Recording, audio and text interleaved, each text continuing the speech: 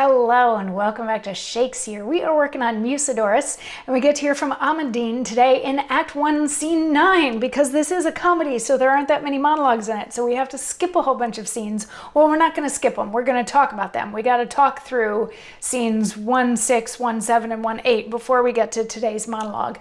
But real quick, the things that have happened. Remember, Mucedorus killed Tremelio, who Sagasto had hired to kill Mucedorus. Tremelio drew his sword and Mucedorus came in and saw the sword drawn and was like, "Bah," and they fought, and Mucedorus killed Tremelio. So Sagasto was very upset about that. And then yesterday we got to meet the wild man Bremo, who lives in the forest and says that everyone and everything is and should be afraid of him. Rocks, trees, birds, people, anything that comes in his path, he's gonna kill it. So that's basically where we are as of the end of Act 1, Scene 5. Act 1, Scene 6, we're at court and Mucedorus is on trial for the murder of Tremelio, which he fully admits to, but in fairness, Tremelio drew first.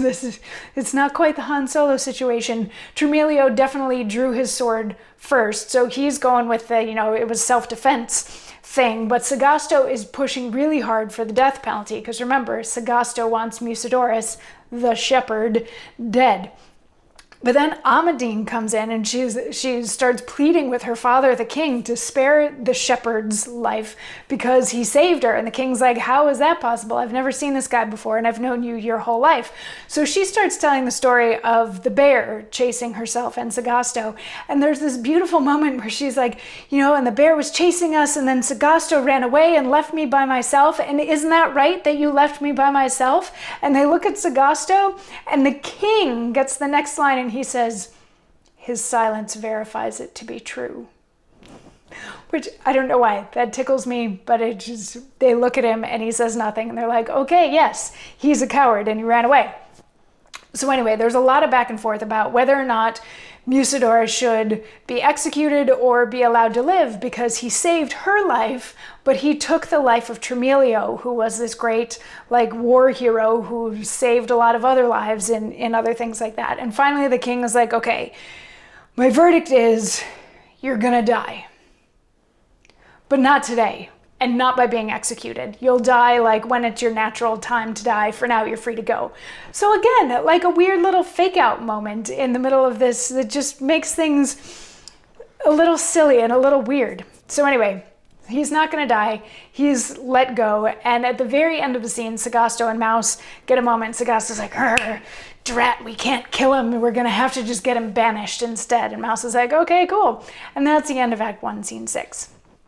Act 1, Scene 7, Mucedorus is in another part of the court, and a messenger and Mouse come in to tell him that he has been banished.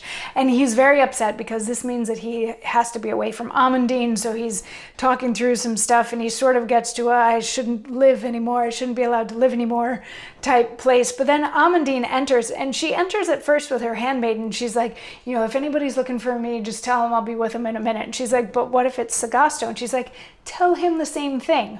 So we, the audience, are starting to get the idea that Amadine has a thing for Mucedorus. And in some very sweet flirting that has lots of lovely wordplay involved, the two of them exchange their love vows. She says that she used to love other people, but now she just loves Mucedorus.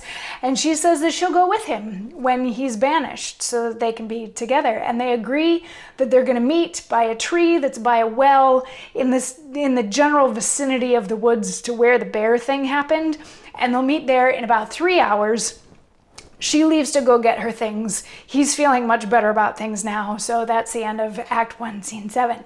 Act 1, Scene 8, we're in yet another room in the court, and Mouse comes back to Sagasto to sort of report what happened. And the whole point of the scene is that Sagasto wants to know if Mouse was successful in telling Mucedorus that he's banished and getting him to leave. Mouse wants to get Sagasto to go down to dinner, but the scene is written like the Who's on First sketch. Pretty much everything that Sagasto says, Mouse misinterprets.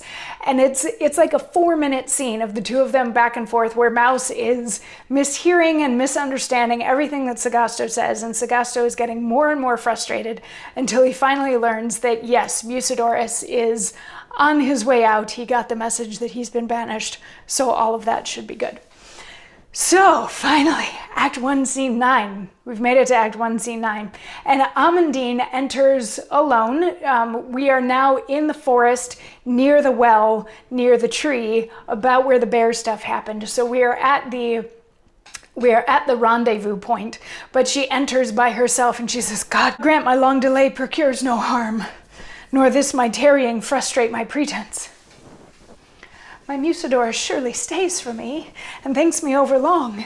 At length I come, my present promise to perform. Oh, what a thing is firm, unfeigned love! What is it which true love dares not attempt? My father, he may make, but I must match. Sagasto loves, but Amadine must like, where likes her best. Compulsion is a thrall. No, the hearty choice is all in all. The shepherd's virtue Amadine esteems. What? Methinks my shepherd is not come. I muse at that. The hour is sure at hand. Well, here I'll rest till Mucedorus come. So she's nervous because she's the first one there and he's not there yet and she thought she was late. Is what that boils down to. Yeah, she comes in and she's like, I hope that I'm not so late that I've missed this. He probably thinks, like, he's been waiting for me. He has to have been waiting for me. And then she has a couple little lines about how much she's in love with him and how she does pay a little bit of tribute to her father. She says, like, her father can find her a good match, but she has to actually like it, and then she has to follow her heart, and her heart is drawing her to Mucedorus. So she's just going to sit down by this tree and she's going to wait for him to show up, at which point Bremo the Wildman enters and grabs her, and we'll continue there tomorrow. I'll see you then. Mwah.